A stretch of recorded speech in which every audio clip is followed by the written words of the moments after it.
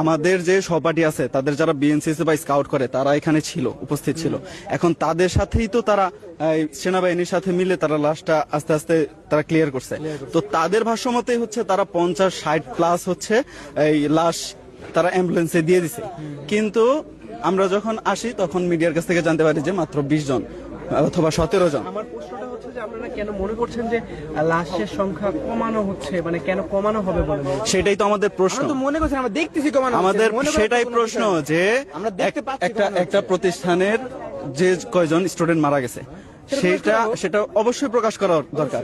কিন্তু এখানে হয়তোবা সরকার অথবা আপনার কলেজের যে কোনো একটা গাফলতি, রেপুটেশন বা কিছু একটার কারণে এই জিনিসটা লোকানো হচ্ছে।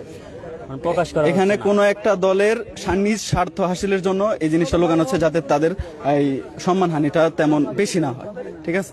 আর আপনাদের ক্যাম্পাসের শিক্ষকদের গায়ে হাত তোলার যে অভিযোগটা এসেছে, এটা আসলে কতটুকু সত্য? এটা আমরা ফেসবুকে দেখছি যে একদম 100% যে স্যারদের গায়ে হাত তোলা হয়েছে, স্টুডেন্টদের গায়েও হাত তোলা হয়েছে। ঠিক আছে। এখন হাত তোলার মেইন কারণ হচ্ছে যখন স্যারা সাক্ষাৎকারে বলতেছিল যে মেইন এক্সাক্ট অ্যামাউন্ট যে কয়জন স্টুডেন্ট মারা গেছে, ঠিক আছে, সেই অ্যামাউন্টটা যখন বলতে গেছে তখন সেনাবাহিনী হাত তুলছে যে এক্সাক্ট অ্যামাউন্টটা বলা যাবে না। ঠিক আছে। তার মানে এখানে কিছু একটা গুটিবাজি হয়েছে এর কারণে।